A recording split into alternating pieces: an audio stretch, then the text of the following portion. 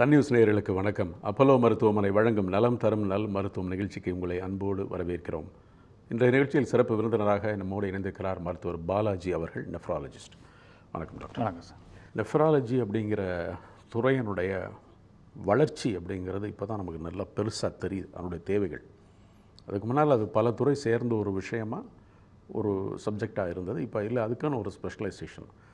அதுக்கு என்ன காரணம் அப்படின்னா, நமக்கு ஏற்பட்டுக்கக்கூடிய இந்த க்ரானிக் அப்படின்னு சொல்லக்கூடிய ஒரு மிகப்பெரிய கிட்னி ப்ராப்ளம், அந்த ப்ராப்ளம், இந்த ப்ராப்ளம் அப்படிங்கிறது. இதுக்கு முன்னால் டயபெட்டிஸை நம்ம பார்க்கும் பொழுது சாப்பாடுக்கு முன்னால் இவ்வளோ இருந்தது, சாப்பாடுக்கு பின்னால் இவ்வளோ இருந்தது அப்படின்னு முடிவு பண்ணோம். சர்க்கரை சாப்பாடுக்கு முன்னால் இவ்வளோ இருந்துச்சு, பின்னால் இவ்வளோ இருந்துச்சுங்கிறத தாண்டி 3 மாதம் ஆவரேஜ் எனக்கு 7 இருந்துச்சு, 5.1 இருந்துச்சு, 8 இருந்துச்சு. இது சரியான கேட்கக்கூடிய அளவுக்கு HbA1c பற்றின நாலேஜ் டயபெட்டிக் பேஷண்ட்கிட்ட வந்துருச்சு. HbA1c எந்த லெவல் மிக ஆபத்தானதாக கருதப்படுது? நார்மலாக HbA1c 5 to 5.5 வச்சுருக்கோம். டார்கெட் HbA1c பார்த்தீங்கன்னா 7. 6 கீழே இருந்தால் பெஸ்ட்டு. 7ங்கிறது ஓகே. ஏன்னா எல்டர்லி பீப்புள், வயதானவர்களுக்கு 7 கீழே போச்சு அப்படின்னா அந்த ரிஸ்க் ஆஃப் ஹைப்போகிளைசீமியா, சுகர் டக்குன்னு குறையிறது, அது ஆபத்து. ஏன்னா அவங்களுக்கு சுகர் குறையிறது கீழே விழுறது ப்ளஸ் ஹார்ட்டே அஃபெக்ட் பண்ணும். ஸோ HbA1c 7 அப்படிங்கிறது elderly target. Anything about that 7 அப்படி 7க்கு மேலே இருக்கிறது யூஸ்வலாக ஆபத்தான விஷயம் தான். அப்படின்னா உங்கள் சுகர் கண்ட்ரோல் இல்லை, ரொம்ப குறைவாக இருக்குன்னு அர்த்தம். ஸோ நாளடைவில் அது உங்களுக்கு சுகர் மட்டும் அஃபெக்ட், உங்கள் பாடியில் இருக்க எல்லா உறுப்புகளையும் அஃபெக்ட் பண்ணும். கிட்னிஸு, உங்கள் கண்கள், ஹார்ட்டு, பிரெயின், இது எல்லாமே அஃபெக்ட் ஆகும். So anything above 7, HbA1c above 7 கண்டிப்பாக ஆபத்தில் தான் கொண்டு போய்டும். தொடர்ச்சியாக 7 அல்லது 7க்கு முன்னால் கீழே வரல, 7.2, 7.1ங்கிற லெவல்லையே இருக்கும் பொழுது அது கிட்னி டிசீஸ்க்கான ஆபத்தை நோக்கி பயணப்படுகிறதுன்னு நம்ம புரிஞ்சுக்கலாம் இல்லையா? சரி, அதுக்கு என்ன பண்ணணும்? இப்போ நீங்கள் சுகர் உங்களுக்கு இது வரைக்கும் இல்லை, டெஸ்ட் எடுக்க போகிறீங்க, உங்களுக்கு இப்போ தான் சுகருக்குன்னு கண்டுபிடிச்சிருக்காங்க அப்படின்னா, நீங்கள் கண்டுபிடிச்ச உடனேயே உங்களுக்கு என்ன வயசுங்கிறத பொறுத்து சுகரில் டைப் 1, டைப் 2 இருக்குது. டைப் 1 யூஸ்வலாக சின்ன குழந்தைகள் வருது. டைப் 2ங்கிறது அடல்ட்ஸுக்கு வருது, ஒரு middle ஏஜ்லேயோ late 40s 30s 40s வருது. இப்போ நம்ம டைப் 2 எடுத்துக்கலாம். டைப் 2 டயபெட்டிஸ் கண்டுபிடிக்கிறதுக்கு முன்னாடியே உங்களுக்கு உடலில் அதோடைய பிரச்சனைகள் ஆரம்பிச்சிருக்கலாம். ஏன்னா நம்ம கண்டுபிடிக்கிறது யூஸ்வலி டிலேட் டயக்னோசிஸ் தான். ஏன்னா சிம்டம்ஸ்லாம் வந்ததுக்கப்புறம் தான் நம்ம பார்த்து செக் பண்ணுறோம். இல்லை சம்டைம்ஸ் மாஸ்டர் ஹெல்த் செக்அப் அந்த மாதிரி ஏதோ ஒரு போகிறப்போ, வருஷம் ஒரு தடவை போகிறப்ப செக் பண்ணுறோம். அந்த டைமில் உங்களுக்கு சுகருக்குன்னு தான் ஃபஸ்ட் டைம் கண்டுபிடிக்கிறோன்னா 2 சிம்பிள் டெஸ்ட். ஒன்று சீரமில் கிரியாட்டின், பிளட்டில் கிரியாட்டின், யூரினில் யூரின் ஆல்புமின் கிரியாட்டின் ரேஷியோன்னு ஒரு டெஸ்ட்டும், யூரின் ரொட்டீன், இந்த 2 டெஸ்ட்டும் எடுத்திங்கன்னா உங்கள் கிட்னிஸில் பாதிப்பு இருக்கா இல்லையான்னு ஐடென்டிஃபை பண்ணிடலாம். ஸோ ஒரு நல்ல ஸ்டாண்டர்ட் லேபில் நீங்கள் அந்த சீரம் கிரியாட்டின் பார்த்தீங்கன்னாவே அது உங்களுக்கு கிட்னிஸோட ஃபங்க்ஷன் காமிச்சிடும். சில பேருக்கு கிரியாட்டின் நார்மலாக இருக்கும், பட் யூரினில் ப்ரோட்டீன் கொஞ்சம் அதிகமாக போகலாம். அது சுகர் எஃபெக்டோ இல்லை வேறு எஃபெக்டாகவும் இருக்கலாம். நம்ம சுகர்னு வச்சுக்கிட்டோம்னா உங்களுக்கு யூரினில் அந்த ஆல்புமின் கிரியாட்டின் ரேஷியோ இது ஒரு ஸ்டாண்டர்டைஸ் டெஸ்ட்டு. எல்லா லேப்லேயுமே மேஜர் லேப்ஸ் எல்லாத்துலேயும் பண்ணுவாங்க. ஸோ இது அக்செப்டபுள், உங்கள் கிட்னி ப்ராப்ளம் இருக்கா இல்லைங்கிற அக்செப்டபுள் ஒரு டெஸ்ட்டு. ஸோ அந்த டெஸ்ட் எடுத்து பார்க்கணும். ஸோ ஃபஸ்ட் டைம் நார்மலாக இருக்குது அப்படின்னா வருஷம் ஒரு தடவை ரிப்பீட் பண்ணிங்கன்னா போதும். கிரியாட்டின் லெவல் எனக்கு இவ்வளோ நாள் இப்படி இல்லைங்க, இப்போ ரொம்ப கூட இருக்குது அப்படின்னு ஒருத்தர் வர்றார். இதை வச்சு இவருக்கு இருக்கிறது அடுத்த லெவல் டயாலிசிஸ்க்கு தான் போய் இதை சரி பண்ண முடியும் அப்படின்னு உடனே அந்த லெவலை வச்சு முடிவெடுத்துருவீங்களா? இல்லை இதை கொஞ்சம் சரி பண்ணி பார்க்கலாம், குறைச்சி பார்க்கலாம், அப்புறம் நம்ம டயாலிசிஸை ட்ரை பண்ணுவோம் அப்படின்னு முடிவெடுப்பீங்களா? ஸோ கிரியாட்டின் மட்டும் வச்சு யூஸ்வலாக நாங்கள் இந்த டெசிஷன் எடுக்கல, டயாலிசிஸ் தேவையா இல்லையா அப்படிங்கிறது. ஏன்னா கிரியாட்டின் ஜஸ்ட் எ நம்பர். பேஷண்ட்டுக்கு மற்ற சிம்டம்ஸ் எப்படி இருக்குது, மற்ற டெஸ்ட்டுகள் எப்படி இருக்குது. இப்போ நம்ம வெறும் கிரியாட்டின் ஒருத்தருக்கு ஒரு 9, 10 வர்றாரு, அவருக்கு எந்த சிம்டம்ஸ் இல்லை, நல்லா இருக்கார், பசி நல்லா எடுக்குது, ஆக்டிவாக இருக்கார், சாப்பிட முடியுது, அந்த மாதிரி இருக்கிறவங்களுக்கு நாங்கள் யூஸ்வலாக டயாலிசிஸ் கொஞ்சம் தள்ளி போடுவோம். ப்ளஸ் பட் பேஷண்ட்டுக்கு சிம்டம்ஸ் இருக்குது. சடனாக ஒரு மூச்சுத்திணறலோடு வர்றாரு, கைகாலெலாம் நல்லா வீங்கி இருக்குது, அவரால் படுக்கவே முடியல, அந்தளவுக்கு மூச்சுத்திணறல் அதிகமாக இருக்குது. அப்படிங்கிற பட்சத்தில் அவங்களுக்கு இமீடியட்டாக சிம்டம் ரிலீஃப் வேணும். ப்ளஸ் மற்ற பேராமீட்டர்ஸ் இருக்குது, ஹீமோக்ளோபின் ரொம்ப குறைவாக இருக்குது, ஹார்ட் வீக்காக இருக்குது, லங்ஸ் எல்லாமே ஃப்ளூயிட் இருக்குது. ஸோ இந்த மாதிரி இருக்கிற பேஷண்ட் இமீடியட்டாக டயாலிசிஸ் எடுத்துருவோம். ஏன்னா நம்மளோட ப்ரையாரிட்டி பேஷண்ட்டை ஸ்டெபிலைஸ் பண்ணுறது, சிம்டம்ஸ் இல்லாமல் நார்மலாக இருக்க முடிகிற வரைக்கும் அவரை கொண்டு வரணும். ஸோ அது அந்த மாதிரி சுச்சுவேஷனில் யூஸ்வலாக டயாலிசிஸ் ஃபஸ்ட்டு ப்ரிஸ்கிரைப் பண்ணுவோம். பட் கிரியாட்டின் மட்டும் அதிகமாக இருக்குது, வேறு எந்த சிம்டம்ஸ் இல்லைன்னா யூஸ்வலாக என்ன ரீசனால் அந்த பேஷண்ட்டுக்கு கிரியாட்டின் ஏறிக்குன்னு பார்ப்போம். கிரியாட்டின் ஓகே இதை வந்து நம்ம ரிவர்ஸ் பண்ண மாதிரி நம்ம மற்ற இன்வெஸ்டிகேஷனில் வருது அப்படின்னா நம்ம மெடிசின் கொடுத்தோ இல்லை வேறு ஏதாவது அவருக்கு என்ன ப்ராப்ளம் ஐடென்டிஃபை பண்ணி அதை நம்ம சரி பண்ண முடியும்னா யூஸ்வலாக டயாலிசிஸ் வந்து அவாய்ட் பண்ணுவோம். ஏன்னா சில பேஷண்ட்ஸ் இருக்காங்க, முக்கியமாக பார்த்தீங்கன்னா ஸ்டோன் பேஷண்ட்ஸ். சில பேருக்கு என்னென்னா ஸ்டோன் போய் அடைச்சி 2 கிட்னியும் சடனாக வேலை செய்ய குறையும். கிரியாட்டின் 14-15 வருவாங்க. பட் அவங்களுக்கு வந்து அந்த ஸ்டோனை இம்மீடியட்டாக ரிமூவ் பண்ணோம்னா கிரியாட்டின் ஆட்டோமேட்டிக்காக கிராஜுவலாக குறைஞ்சிரும். நாங்கள் நிறைய பேரை பார்த்துருக்கோம். பட் சில பேர் வந்து இப்போ சுகரே எடுத்துக்கலாம், டயபெட்டிக் பேஷண்ட்ஸு ஐடென்டிஃபை இது வரைக்கும் பண்ணல, ஒரு அட்வான்ஸ் ஸ்டேஜில் வராங்க அப்படிங்கிறப்போ யூஸ்வலாக அவங்க சிம்டமேட்டிக்காக தான் இருப்பாங்க. நிறைய பேர் சிம்டம் அந்த ஸ்டேஜில் வராங்க. அந்த மாதிரி பேஷண்ட்ஸ்க்கு நம்ம வந்து கொஞ்சம் சிம்டம் ரிலீஃப்காக இமீடியட்டாக டயாலிசிஸ் எடுக்கிற மாதிரி வரலாம். இந்த சிம்டம் ரிலீஸ் அல்லது கிராட்டினை குறைக்கணும், வேறு விஷயத்தை சரி பண்ணுங்கிறதுக்காக பண்ணக்கூடிய டயாலிசிஸ் அப்படிங்கிறது நிரந்தரமாகவே தொடர்ச்சியாக டயாலிசிஸாக மாறிடுமா, அல்லது ஒரு குறிப்பிட்ட கோர்ஸுக்குள்ளே அதை பூரா அந்த லெவலை கண்ட்ரோல் பண்ணதுக்கப்புறம் டயாலிசிஸ் தேவையில்லையா? ஸோ இதில் வந்து 2 டைப் எடுத்துக்கலாம். ஒன்று கிரானிக் கிட்னி டிசீஸ், ரெண்டாவது acute kidney injury. Chronic kidney டிசீஸுக்கு நாள்பட்ட சிறுநீரக செயல்பாடு, அதாவது உங்கள் கிட்னி ஃபங்க்ஷன் கொஞ்சமாக கிராஜுவலாக குறைஞ்சிட்டு வந்து இந்த ஸ்டேஜுக்கு வந்திருக்கு, டயாலிசிஸ் ரெக்கரிங் ஸ்டேஜில் வந்திருக்கு. இல்லைன்னா இது வரைக்கும் உங்களுக்கு கிட்னி ப்ராப்ளம் இருக்குன்னே தெரியல, ஆனால் சடனாக இப்போ வந்திருக்கீங்க, வந்து பார்த்தா உங்களுக்கு கிரியாட்டின் அதிகமாக இருக்கும், உங்களுக்கு மூச்சு திணறல் இந்த மாதிரி இருக்குது.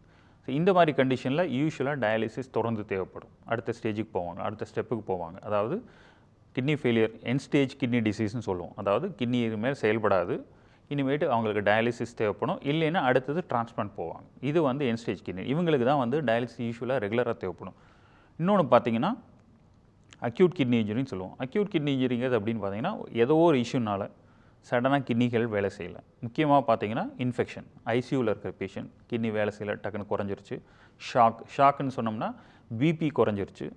அது வந்து பல காரணங்களாக இருக்கும். ஒன்று வந்து பிளட் லாஸ், ரெண்டாவது சில குழந்தைகளை டயரியா, ரொம்ப சிவியர் டயரியா அந்த மாதிரி போகிறப்போ வால்யூம் குறையுது அப்படின்னா அந்த ஷாக்கில் வர்றது, ப்ளஸ் இன்ஃபெக்ஷன்ஸ், ப்ளஸ் பாம்பு கடி, ஸ்னேக் பைட்டில் கூட உங்களுக்கு வந்து கிட்னிஸ் பாதிக்கப்படலாம். ஸோ இந்த மாதிரி காரணங்களால் வர்றப்போ என்ன ஆகும்னா சடனாக ஃபெயிலியர் போகிறது காமன். அந்த மாதிரி பேஷண்ட்ஸ் வந்து நம்ம டயாலிசிஸ் வந்து ஒன்ஸ் அவங்க சிம்டம்ஸ் ரிலீஃப் ஆகுது அப்படிங்கிற வரைக்கும் தான் நம்ம டயாலிசிஸ் பண்ணுவோம். இந்த மாதிரி பேஷண்ட்ஸ் ரெக்கவர் ஆகிற வரைக்கும் டயாலிசிஸ் தேவைப்படும்.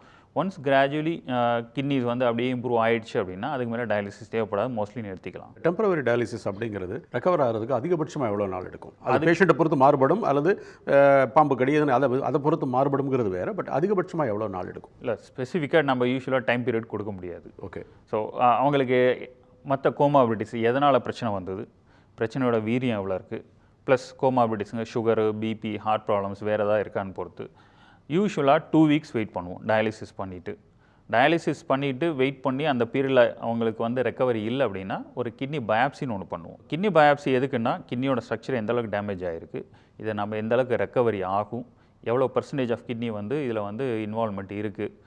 ஸோ இது வந்து நம்ம மற்ற ட்ரீட்மெண்ட் கொடுத்து இந்த கிட்னி ப்ராப்ளமை ரெக்கவர் பண்ண முடியுமா அப்படிங்கிறதுக்காக பயாப்சி பண்ணுவோம். யூஸ்வலாக 2 வீக்ஸ் வெயிட் பண்ணுவோம்.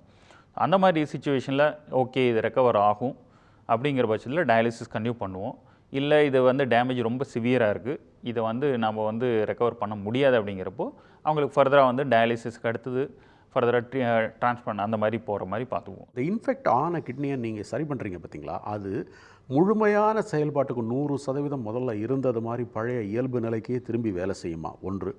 இரண்டாவதாக, ஒரு தடவை இது ஒரு இன்ஃபெக்ஷனில் பாதிக்கப்பட்டதுனால மீண்டும் அந்த மாதிரி ஒரு இன்ஃபெக்ஷன் வரும் பொழுது எளிதாக அந்த இன்ஃபெக்ஷன் வந்து இது மேலே படுறதுக்கு வாய்ப்பு உண்டா? ஒரு பேஷண்ட் இன்ஃபெக்ஷன், ஒரு பைலோனெஃப்ரைட்டிஸ், கிட்னி இன்ஃபெக்ட், அதாவது பைலோனெஃப்ரைட்டிஸ் இல்லைன்னா ஜென்ரலைஸ்டு செப்சிஸ், அதாவது உடம்புல ஏதோ ஒரு பகுதியில் இன்ஃபெக்ஷன் தாக்கி அது கிட்னி பாதிப்பு சேர்ந்து வந்திருக்க போகுது. யூஸ்வலாக கோமாபிலிட்டிஸ், அதாவது சுகரோ பிபியோ, வயது முதிர்வு இல்லை, ஒரு ஆவரேஜ் ஒரு 30-40 வயசில் இருக்காங்க, எந்த இல்லை, பட் ஒரு இன்ஃபெக்ஷனால் உடம்பு ஃபுல்லாக பாதிச்சிருக்கு, கிட்னி இன்ஃபெக்ட் ஆகிருக்கு அப்படிங்கிறப்போ யூஸ்வலாக அது திரும்ப வர்றதுக்கான சாத்தியக்கூறுகள் கம்மி. பட் டயபெட்டிக் பேஷண்ட்ஸ், சுகர் பேஷண்ட்ஸ்க்கு என்னென்னா அவங்க இம்யூனிட்டி வந்து கொஞ்சம் குறைவாக தான் இருக்கும். ஸோ அவங்கள வந்து கிட்னி வந்து ஸ்பெசிஃபிக்காக இன்ஃபெக்ஷன் தாக்கியிருக்கு, பைலோனெஃப்ரைட்டிஸ்னு சொல்லுவோம். அதாவது அது ஒரு டைப் ஆஃப் யூரினரி ட்ராக்டில் கீழேருந்து மேலே வரைக்கும் இன்ஃபெக்ஷன் வரலாம். பட் கிட்னிஸ் இன்வால்வ் ஆகிறது வந்து கொஞ்சம் சிவியர் இன்ஃபெக்ஷன். அந்த மாதிரி இன்ஃபெக்ஷன் இருக்கிற பேஷண்ட்ஸ்க்கு வந்து யூஸ்வலாக அவங்க வந்து இந்த கிட்னி ஃபெயிலியர் ரெக்கவர் ஆனாலும் கண்டிப்பாக 100% ரெக்கவரி அப்படின்னு சொல்ல முடியாது. ஒரு மினிமல் டேமேஜ் இருக்கும். பட் அவங்களுக்கு என்னென்னா அந்த கிரியாட்டினின் வேல்யூ நார்மலாக காமிக்கலாம், ஸ்ட்ரக்சரலாக சில சேஞ்சஸ் வரலாம், பட் கிரியாட்டினின் வேல்யூ நார்மலாக இருக்கும். ஸோ அதை வச்சு நம்ம திரும்ப வராது அப்படின்னு சொல்ல முடியாது. பட் இவங்களுக்கு என்ன பிரச்சனை அப்படின்னா நம்ம இன்ஃபெக்ஷன் கம்ப்ளீட்டாக கிளியர் ஆனாலும் அந்த இம்யூனிட்டி வந்து சுகர்னால கொஞ்சம் குறைவாக இருக்கனால பின்னாடி திரும்ப வரக்கூடிய சாத்தியக்கூறுகள் உண்டு. ஸோ இவங்களுக்கு வந்து ஒரு லாங் டேர்ம் ஃபாலோஅப் வேணும். ரெகுலராக வந்து ஒரு 3 மாதங்களுக்கு ஒரு வரையோ 6 மாதங்களுக்கு ஒரு வரையோ கிட்னியில் ஃபங்க்ஷன் எப்படி, கிரியாட்டின் எவ்வளோ இருக்குது, யூரினில் எப்படி இருக்குது, யூரினில் ப்ரோட்டீன் நிறைய போதா, யூரினில் கிருமிகள் திரும்ப வந்திருக்கா அப்படின்னா நம்ம ரெகுலராக அந்த ஃபாலோஅப் தான் ரொம்ப முக்கியம். ஸோ ஃபாலோஅப் இருந்தால் தான் ஏர்லியராக ஐடென்டிஃபை பண்ணி நம்ம அதை திரும்ப வந்து ட்ரீட் பண்ண முடியும். ஃபாலோஅப் நிறைய பேஷண்ட்ஸ் அதான் மிஸ் ஆகுது, அந்த ஃபாலோஅப் மிஸ் ஆகிறது தான் பிரச்சனை காரணம். கிட்னியினுடைய பாதிப்பு அப்படிங்கிறதுல ஏங்க அதான் 2 கிட்னி இருக்குங்க, ஒன்று தான் பாதிச்சிருக்கு, இன்னொன்று தான் போதுமே ஒருத்தருக்கு உயிர் வாழ்கிறதுக்கு அப்படிங்கிற ஒரு கேள்விக்குறி எல்லாருக்கும் இருக்கும். ஸோ கிட்னி பாதிப்பு அப்படிங்கிறது ஒரே நேரத்தில் 2 கிட்னிகளும் பாதிக்கப்படுவது அதிகமாக, இல்லை ஒன்று பாதிக்கப்பட்டது அது இன்னொன்று வந்து அது அப்படியே தொடர்ச்சியாக அதனால் இன்னொன்று பாதிக்கப்பட்டது ஒரு குறிப்பிட்ட டைமில் அப்படின்னு எடுத்துக்கலாமா? யூஸ்வலாக அந்த சிஸ்டமிக் டிசீஸ் அப்படிங்கிற சுகர், பிபி, இல்லைன்னா கிட்னிகளை ஸ்பெசிஃபிக்காக பாதிக்கக்கூடிய கிளாமரோட டிசீஸ்ன்னு சொல்லுவோம், அது கிட்னியை ஸ்பெசிஃபிக்காக பாதிக்கக்கூடியது. இந்த மாதிரி டிசீஸ் வந்து சைமல்டேனியஸாக 2 கிட்னியை தான் பாதிக்கும். ஒரு கிட்னி மட்டும் பாதிச்சு இன்னொன்று விடாது ஒரே நேரத்தில். ஸோ 2 கிட்னியுமே தான் பாதிக்கும்.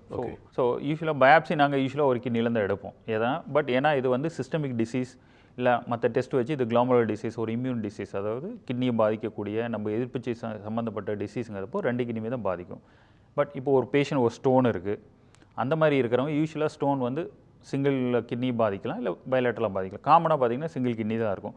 அந்த மாதிரி பேஷண்ட்ஸ்க்கு வந்து ஒரு கிட்னி தான் பாதிப்பு இருக்கும், இன்னொரு கிட்னி பாதிப்பு இருக்காது. சில சமயம் சில வகையான கேன்சர்ஸ், ரீனல் செல் கேன்சர்னு சொல்லுவோம். ஸோ காமனாக வரக்கூடிய கிட்னியில் வரக்கூடிய கேன்சர் அது யூஸ்வலாக யூனிலேட்டரலாக இருக்கும், ரொம்ப ரேராக தான் பைலேட்டரலாக வரும். அந்த யூனிலேட்டரலாக வரக்கூடிய அந்த கேன்சர் வந்து அந்த ரிமூவ் பண்ணிட்டோம்னா இன்னொரு கிட்னி வச்சு அவங்க லைஃப்பை லீட் பண்ணலாம். சிஸ்டமிக் டிசீஸ், சுகரு, பிபி, இந்த கிளாமரல் டிசீசஸ் இதெல்லாம் வந்து யூஸ்வலாக 2 கிட்னியுமே பாதிக்கும். உங்களுடைய துறையில் வந்து இது வரைக்கும் பார்க்கக்கூடிய நோயாளிகளில் அதிகமாக வர்றவங்க 2 கிட்னியும் பாதிக்கப்பட்டவங்க வர்றாங்களா, இல்லை ஒரு கிட்னி பாதிக்கப்பட்டவங்க வர்றாங்களா? 90% 2 கிட்னியும் பாதிக்கப்பட்டவங்க தான் வராங்க.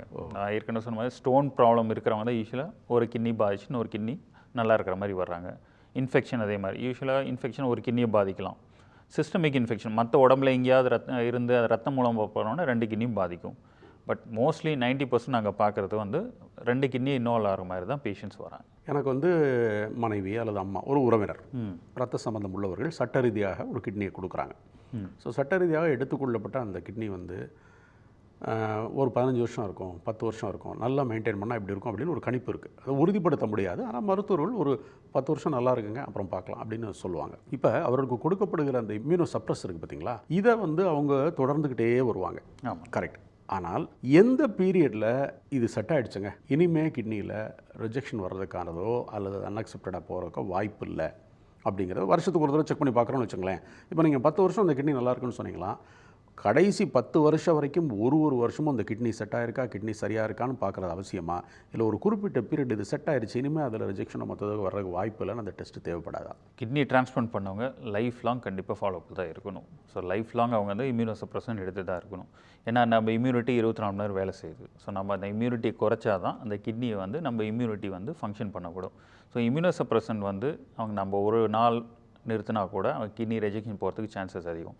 5 வருஷம் 10 வருஷம் எவ்வளோ வருஷம் ஆனாலும் இந்த இம்யூனோசப்ரஷனோட டோஸை நாங்கள் குறைச்சிட்டு வருவோம்.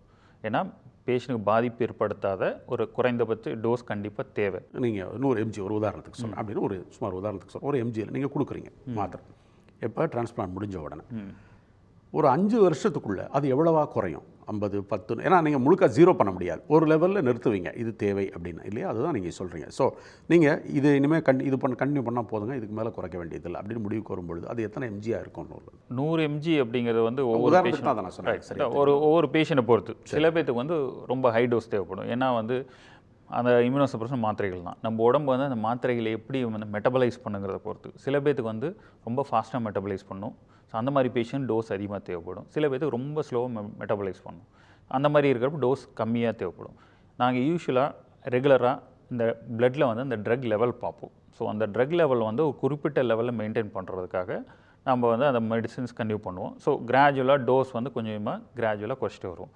ஸோ இனிஷியலாக தேவைப்படுற டோஸ் வந்து 1 இயர்க்குள்ள வந்து பார்த்திங்கன்னா நிறைய வந்து அதில் 30 to 40% குறைஞ்சிரும். 1 இயர்லேயே கொஞ்சம் குறைஞ்சிரும். அதுக்கப்புறம் பட் கிராஜுவலாக வந்து அந்த டோஸை குறைக்க ட்ரை பண்ணிக்கிட்டே இருப்போம். நம்மளுக்கு அவங்க கிரியாட்டின் நார்மலாக இருக்குது, அவங்களுக்கு எந்த ப்ராப்ளமும் இல்லை, ட்ரக்னாலையும் ப்ராப்ளம் இல்லை, ரிஜெக்ஷன் மாதிரி எதுவும் போலிங்கிற அந்த ஒரு பேலன்ஸை மெயின்டைன் பண்ணால் தான் வந்து பேஷண்ட்டுக்கும் ப்ராப்ளம் இல்லாமல் இருக்கும். அதை அடிக்கடி செக் பண்ணி அதுக்கேற்ற மாதிரி டோஸ் நாங்கள் கண்டினியூ பண்ணிட்டே இருப்போம். இன்றைக்கி இருக்கிற கரண்ட் சயின்ஸ் வேர்ல்டுலையும் டெக்னாலஜிலையும் உங்கள் நாலேஜ்லையும் சட்ட ரீதியாக எடுத்துக்கொள்ளப்பட்ட அந்த கிட்னி வந்து ரிஜெக்ஷனுக்கான சாத்தியக்கூறு இன்னும் இருக்குன்னு நம்புறீங்களா? ரிஜெக்ஷனோட ரிஸ்க் இன்னும் இருந்துக்கிட்டு தான் இருக்குது. ஸோ ஸோ ஏன்னா நம்ம ரிஜெக்ஷனோட முக்கியமான ரீசன் என்னென்னா அந்த கிட்னி வந்து வேற ஒருத்தங்க கிட்னி. ஆமாம். ஸோ நம்ம உடம்பு எப்போதுமே நம்ம உடம்போட சேராததை வந்து ஒரு அந்நியமாக ஒரு கிருமி மாதிரி தான் நம்ம பார்ப்போம். ஆமாம். ஸோ அந்த இம்யூனோ சப்ரஷன் வந்து நீங்கள் அதுக்காக லைஃப்லாம் கன்டினியூ பண்ணதாகும். ஆமாம். எய்தர் ஒட்டி பிறந்த ரெட்டையர்கள், ஸோ அந்த மாதிரி இருக்கவங்ககிட்டருந்து எடுக்கிற கிட்னிக்கு தான் நம்மளுக்கு வந்து இம்யூனோ சப்ரஷன் தேவைப்படாது. இல்லை உங்கள் உடம்புலேருந்து எடுத்து நீங்களே ஆட்டோகிராஃப்னு சொல்லுவோம், நம்ம உடம்புலேருந்து எடுத்து நம்ம திரும்ப அதே மாதிரி பண்ணுற மாதிரி இருந்தால் தான் நம்மளுக்கு வந்து இம்யூனோ சப்ரஷன் தேவைப்படாது. இந்த ஒரே இந்த கருவில் ஊதித்த ரெட்டையர்கள் ப்ளஸ் ஆட்டோகிராஃப் இது ரெண்டையும் தவிர வேறு யார் கிட்னி கொடுத்தாலும், கூட பிறந்தா சகோதரர்கள், அப்பா அம்மா பையன் பொண்ணு அப்படி இருந்தவங்க கொடுத்தாலுமே நீங்கள் லைஃப் லாங் இம்யூனோ சப்ரஷன் எடுத்து தான். ஆட்டோகிராஃப்னு சொல்கிறீங்களா, அது என்ன டாக்டர்? ஸோ ஆட்டோகிராஃப்ட் அப்படிங்கிறது வந்து யூஸ்வலாக வந்து கிட்னி இதில் கிடையாது. ஓகே. ஸோ இது வந்து எங்கே பண்ணுவாங்க அப்படின்னா, சில சமயம் இந்த போன் மேரோ டிரான்ஸ்பிளான்ட்டில் சில பேர் வந்து அவங்களுக்கு வந்து ஒரு போன் கேன்சர் இருக்குது, இல்லை ஏதோ ஒருக்காக அவங்களுக்கு இரிடேஷன் கொடுக்கணும், அந்த மாதிரி இருக்கிறவங்களுக்கு அவங்க உடம்புல இருக்கிற கொஞ்சம் பிளட் செல்ஸ் அந்த போன் மேரோ கொஞ்சம் எடுத்துட்டு திரும்ப அவங்களுக்கு இரிடேஷனாக கொடுத்து போன் மேரோ கம்ப்ளீட்டாக ஃபெயிலியர் ஆச்சுன்னா அவங்க திரும்ப அவங்கள்கிட்ட இருக்க போன் மேரோவை திரும்ப கொடுப்பாங்க. இது பேர் ஆட்டோகிராஃப்ட். ஸோ ஆட்டோகிராஃபில் என்ன அட்வான்டேஜ்னா உங்களுக்கு இம்யூனோ சப்ரஷன் ரெக்யர்மெண்ட் இருக்காது, ஏன்னா அது உங்கள் உடம்புல எடுத்து திரும்ப உங்களுக்கே கொடுக்கறது. பட் மீதி எல்லாமே ஐசோகிராஃப்ட் இல்லை அலோகிராஃப்ட்னு சொல்லுவோம். அலோகிராஃப்ட்ங்கிறது வேறு ஒருத்தர் வந்து இப்போ நான் உங்களுக்கு கிட்னி கொடுக்குறேன் இல்லை நீங்கள் எனக்கு கிட்னி கொடுக்குறீங்கன்னா இது பேர் அலோகிராஃப்ட். ஸோ இந்த அலோகிராஃப்ட் அப்படிங்கிறது வந்து நம்ம ஜெனட்டிக் கோட் கிடையாது. ஸோ நம்ம உடம்புல இருக்க அந்த ஹெச்எல்ஏன்னு ஒரு மேட்ச் இருக்குது.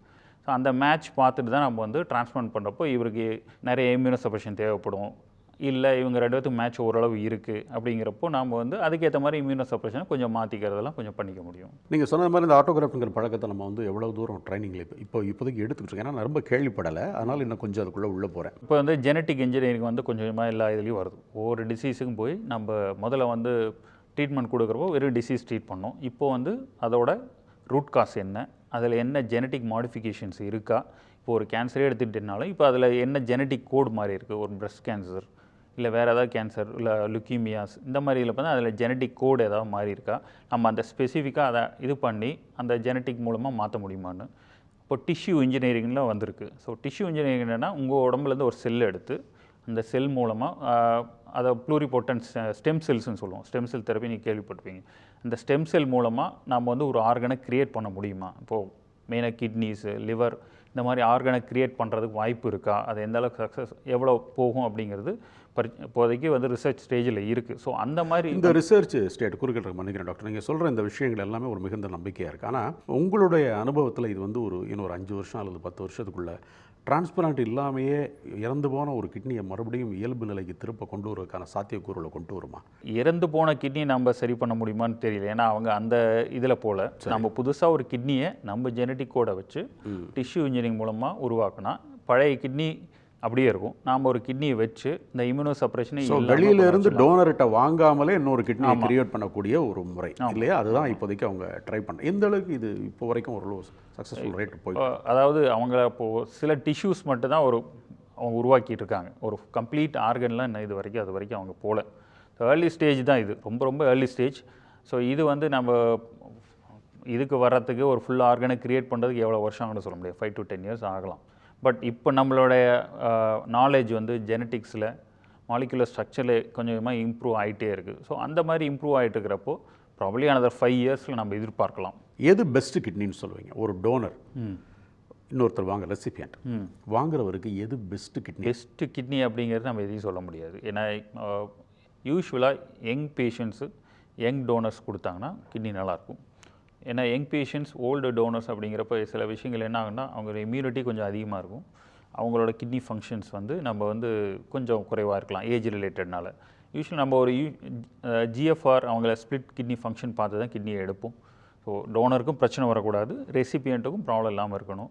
கொடுக்குறவங்களுக்கு 60 வயசு கம்மியாக இருக்குது, கொடுக்குறவங்களுக்கு சுகரோ பிபியோ இதுக்கு முன்னாடி எந்த கிட்னி ப்ராப்ளம்ஸ் இல்லை அப்படிங்கிற மாதிரி எந்த கிட்னியுமே பெஸ்ட் கிட்னி தான். நீங்கள் டோனரோட கிட்னியை வந்து சுகர் எல்லாத்தையும் பார்த்து தான் எடுப்பேன்னு சொல்கிறீங்க, சரி பரவாயில்ல, அது லைவ் டோனருக்கு சரியாக இருக்கும். கிடவுலேருந்து எடுக்கிறதுக்கு எப்படி நீங்கள் அது டயபெட்டிக் பேஸ்டாக என்னன்னு கண்டுபிடிப்பீங்க? இறந்து போனவங்க நம்ம வந்து அவங்க வந்து மெயினாக பிரெயின் டெட் தான் பார்க்குறோம். ஸோ மற்ற ஆர்கன்ஸ் எல்லாம் ஃபங்க்ஷன் ஆகிட்டு இருக்கு. ஸோ அவங்க அட்மிட் ஆகியிருப்பாங்க, அட்மிட் ஆகவே பிளட் டெஸ்ட் எடுத்திருப்பாங்க. ஸோ காமனாக எல்லா ஹாஸ்பிட்டல்லையுமே ஒரு பேசிக் பிளட் இன்வெஸ்டிகேஷன்ஸ், அவங்களுக்கு ஹிஸ்ட்ரி வைஸ் இல்லை, அவங்களுக்கு சுகர் இல்லை பிபி இல்லைன்னு தெரிஞ்சிருக்கலாம். பட் சில பேருக்கு நம்ம அட்மிட் பண்ணி தான் கண்டுபிடிக்க முடியும். அட்மிட் பண்ணுறப்ப தான் தெரியும் ஓகே ஒரு சுகர் இருக்குது. அந்த மாதிரி இருக்கிற வந்து யூஸ்வலாக முடிஞ்ச வரைக்கும் அவாய்ட் பண்ணுவோம். ஏன்னா வந்து இப்போது நம்ம சுகருக்கு கண்டுபிடிச்சாலும் கிட்னியில் ஸ்ட்ரக்சரல் டேமேஜ் வந்துருச்சுன்னா நமக்கு தெரியாது. அதுக்கு நீங்கள் பயாப்சி பண்ணி தான் கன்ஃபார்ம் பண்ண முடியும். ஸோ வந்து அது வந்து அந்த வித்தின் ஷார்ட் பீரியடில் அது வந்து இட்ஸ் நாட் பாசிபிள், அது வந்து சாத்தியம் இல்லை.